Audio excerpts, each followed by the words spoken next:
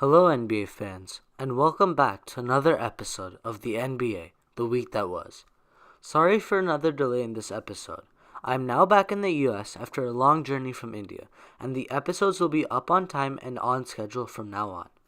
This week, James Harden continued to make history, and Jimmy Butler was involved in even more drama with his new front office. Let's not wait a moment and get right into the 6th episode of the NBA, the week that was. On Sunday, the Lakers defeated the Kings 121 to 114. It was a late fourth quarter push which led the Lakers to victory. Brandon Ingram's 21 points, 9 assists, and 7 rebounds were another key for their win. De'Aaron Fox, the new face of the Kings, had 26 points and 7 assists in the game. Even with this win, the LeBron-less Lakers have been struggling. Just like in his 10 years with the Heat and with the Cavs, whenever LeBron leaves a team or is injured, they struggle to find their groove. The Cavs, who were 50-32 last season, are now 8-32. The Lakers are 2-5 without LeBron. When he is gone, teams can't find their groove without the player who runs their whole game. The Lakers do need young studs Lonzo Ball and Brandon Ingram to step up in these occasions. Head coach Luke Walton has said that they don't play with enough heart and passion. These are great signs that Lonzo Ball and Brandon Ingram have been receiving from their coach to step up when needed. They're the future of the team.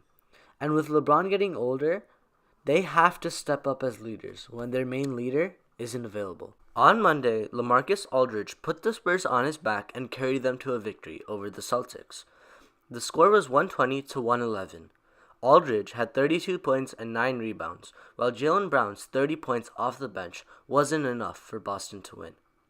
The Spurs, who were at one point in 13th place of the tough Western Conference, have now fought their way back to a 24-17 record and sit in 6th place.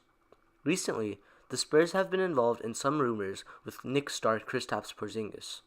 Bleacher Report states that they have a significant interest in the 7'3" Latvian. I would love to watch a front court which features LaMarcus Aldridge and Kristaps Porzingis. However, acquiring Porzingis will be tough for the Spurs. Thinking back in Spurs history, they'll have another dominant front court just like David Robinson and Tim Duncan. The Spurs are giving 5 players more than $10 million this year, and if they want Porzingis in free agency, they'll need to clear their cap space because he wants and deserves a deal worth more than $23 million at the minimum. On Tuesday, the 76ers played the Clippers in Los Angeles, only to take the win 119 to 113. Joel Embiid was once again the star of the game. He had 28 points and 19 rebounds, as well as 3 blocks, in another performance which will boost his case for MVP. Unfortunately for the Sixers, their new star in Jimmy Butler has been stirring up more and more drama with his coach, like he did in his stint with the Timberwolves.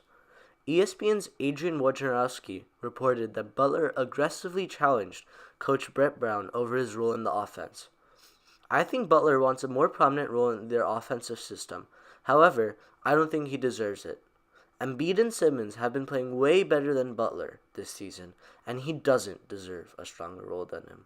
On Wednesday, the Nets defeated the Pelicans 121 to 116 despite a monster performance by Anthony Davis.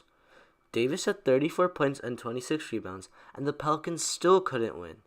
D'Angelo Russell stepped up with 22 points and 13 assists to counter Davis's masterpiece of a game. The Pelicans are in 12th place of the West, and they just can't figure it out. One problem I can derive from their season so far has been their bench production. In this game, the Brooklyn bench outscored the Pelicans bench 55 to 5. 50 points. The Pelicans bench players aren't getting as many minutes as Brooklyn's bench does. But still, just 5 points? That is nowhere near enough for a team that wants to make a long run in the playoffs. I really hope the Pelicans can figure it out and they don't waste Anthony Davis's talents. What a game! 5 seconds left in overtime. Rockets are down 132 to 134. Who do they look to? Mr. James Harden, of course. The ball is passed into him. Time starts ticking. Harden pulls up for a 30-foot-3 in Defensive Player of the Year Draymond Green's face, and the ball sails over his hands and right through the net. What a shot that was. On Thursday, the Houston Rockets defeated the Golden State Warriors 135 to 134 in an overtime thriller. Harden had 44 points, 10 rebounds, and 15 assists, along with a game winner, which reminded me of shots by Michael Jordan and Kobe Bryant. Harden has been on a tear for the last month. As of the release of this video, he's sitting on a 13-game streak with 30-plus points and 5-plus assists. This man cannot be stopped on the offensive end, no matter who is guarding him. He is one of my favorite players to watch, and my favorite to win the MVP for a second time in a row. On Friday, Paul George's 37.8 rebound night carried the Thunder past the Blazers. The Thunder won 111 to 109. Yusuf Nurkic was the Trailblazers' best performer by putting up 22 points and 8 rebounds along with 3 steals. Despite the Thunder win, Russell Westbrook has not been shooting the ball well at all over the last few games. In his last 6 games, he has had nights where he has shot 3 for 20 and 4 for 22. Even though he's averaging a triple-double yet again, these shooting percentages will need to change for the Thunder to make a deep run in the playoffs. Paul George has been playing outstanding, and if Westbrook steps up, I honestly believe the Thunder will make a long run in the playoffs. For our last game of this episode, 2 Eastern Conference powerhouses played in a great game. The Raptors defeated the Bucks 123 to 116.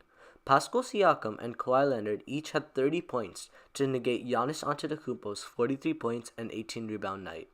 Pascal Siakam has been a problem for the Bucks, and in fact for the rest of the league this year.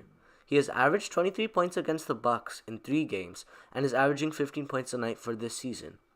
If the Bucks do end up playing the Raptors in the playoffs, they'll need to devise an answer to stop Siakam if they want to win. That wraps up the 6th episode of this podcast. I hope you're continuing to enjoy this series as it moves along. The midway point of the season is approaching, and the things will start to heat up even more now. Make sure to subscribe if you haven't so you can continue to follow the NBA and what is happening in and around the league. Well, I have nothing more to tell you guys, so I'll catch you next week on the next episode of the NBA, the week that was. See ya!